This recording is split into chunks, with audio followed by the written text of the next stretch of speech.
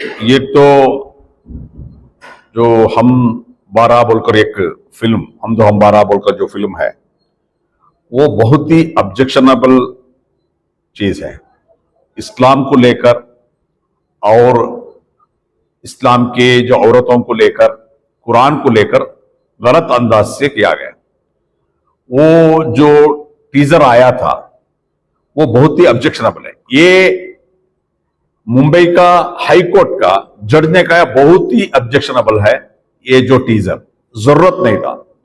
तो अभी दो चीज बताना चाहता हूं। एक तो हम पूरे मुल्क में एहतजाज करें। कर्नाटक में भी 12 एहतजाज होने के बाद रियासत कर्नाटका का हुकूमत उस फिल्म को कर्नाटका में वो बैन किया है। दूसरे आकर हम मुंबई हाई कोर्ट में हमारे कारकुन एक ऑब्जेक्शन फाइल किए थे। वो ऑब्जेक्शन में एक तो ये जो भी गलत चीजा बताया गया है इसके बारे में, और सेंसार बोर्ड को भी पार्टी बनाए थे, सेंसार बोर्ड कैसा इसको मौका दिया, परमिशन दिया।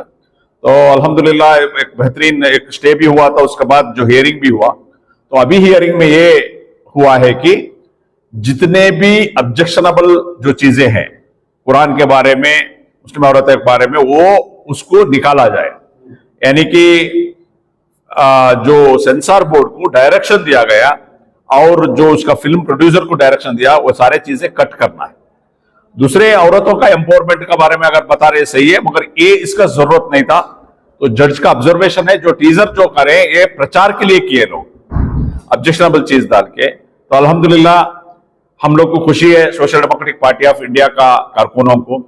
हमारा ये जो नाइंसाफी हो, जुल्म हो, कोई भी कौम का खिलाफ या कौम की जो किताबों का खिलाफ गलत अंदाज से करते हैं, इसका खिलाफ अगर कोई भी आवाज नहीं उठाते हो तो कम से कम हम आवाज उठाए, इसका कोर्ट तक गए हैं, कुछ हासिल किया। कम से कम ये हुआ कि कई स्टेटों में ये स्टे हो गया, और जो हाई कोर्ट जो क्लियर जजमेंट दिया है, जितने भी ऑब्जेक्शनेबल है ये कट करके फिर आप लोग रिलीज कर सकते हैं। ये एक डायरेक्शन हाई कोर्ट दिया है। अल्हम्दुलिल्लाह मैं जो अजहर तांबोली साहब हैं, हमारे महाराष्ट्र स्टेट के लीडर, उनको मैं शुक्रिया अदा करता हूं, उन्होंने फाइल किया। और जितने भी एडवोकेट्स इसमें काम किया उनको भी शुक्रिया अदा करता हूं। तमाम जो भी लोग एसडीपी के साथ हक के लिए और जस्टिस के लिए, पर्टिकुलरली जो माइनॉरिटीज के ऊपर जो हमला होता है, माइनॉरिटी के ऊपर, माइनॉरिटी राइट्स के ऊपर जो हमला होता है, और इस्लामाफोबिया के नाम पे मुसलमानों को गिरा के दिखा करने का काम करते हैं, माइनॉरिटीज को, दलित को, ये तमाम चीजें जब भी हम लोग जद्दोजहद करते हैं, जो कोशिश करते हैं, एहतजाज करते हैं, उसमें हम लोग, हमारा लोग जो साथ देते हैं, मैं बहुत बहुत शुक्रिया आपका माध्यम कर्म से तमाम लोगों को शुक्रिया अदा करता हूँ। सर, ये रही बात हम लोग हमारे बारे में, यहाँ शहर मैसूर आपने हमेशा ड्रग्स के लेकर आवाज उठाई है। सर, हाल ही में डेलीगेशन कमिश्नर से मिला, आप उसको क्या देखते हैं सर? क्योंकि रात 11 बजे से पहले होटल्स बंद हो रहे हैं, तो आपको क्या सर ये अच्छा बच्चा है?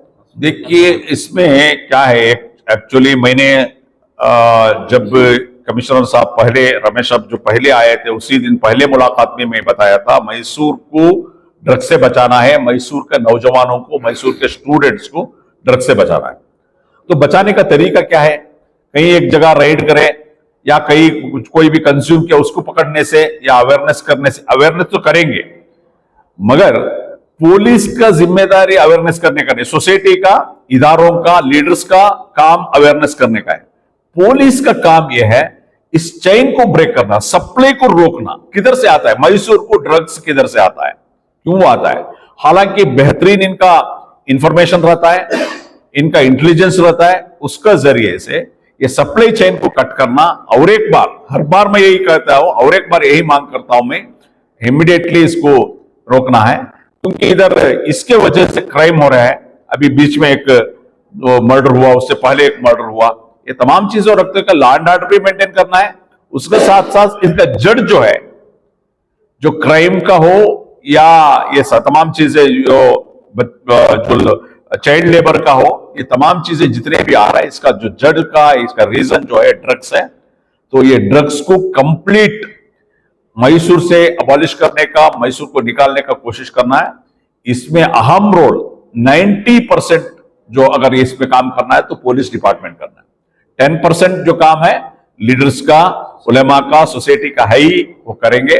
और एक बार उलेमा को और तमाम लोगों को करते हैं, इसका ये मुद्दे पर ऊपर हर जगह बात होना चाहिए, रोकना चाहिए, हमारा भी जिम्मेदारी बनती है। शुक्रिया।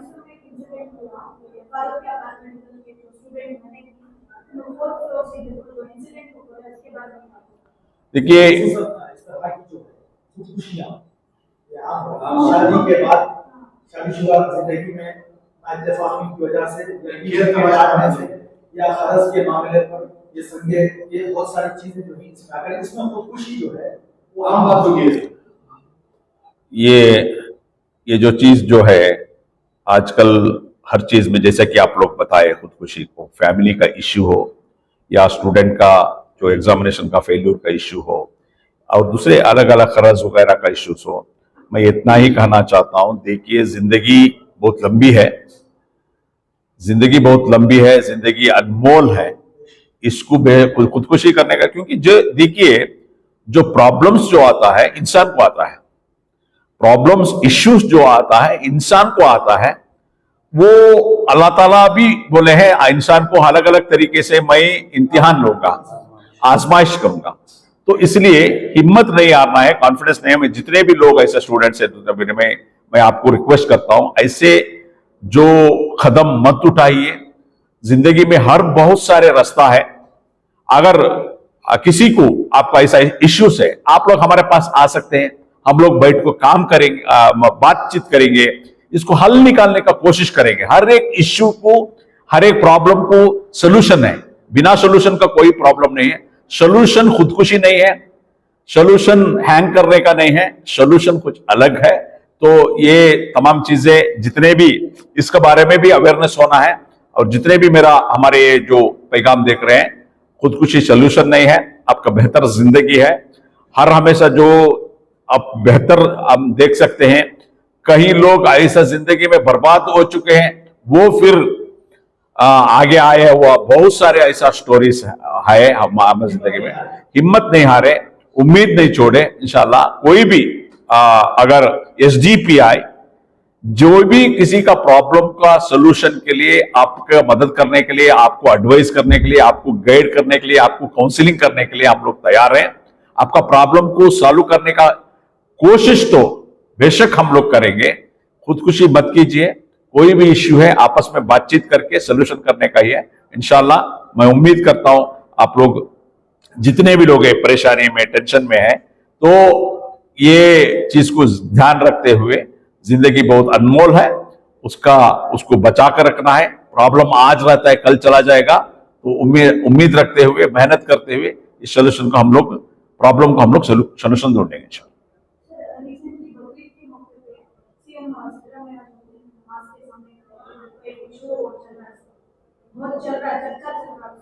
क्या बारे में? ईदगाह में जब सीएम साहब आते हैं तो हम जैसे इमाम साहब इमामत करते हैं तो ताले मान के खड़े हो जाते हैं, लेकिन थोड़ी देर में, थोड़ी दूर में इमाम साहब ऐसे खड़े हुए हैं, आप जैसा मुसल्लियान है यहाँ पे खड़े हैं, अपोजिट साइड।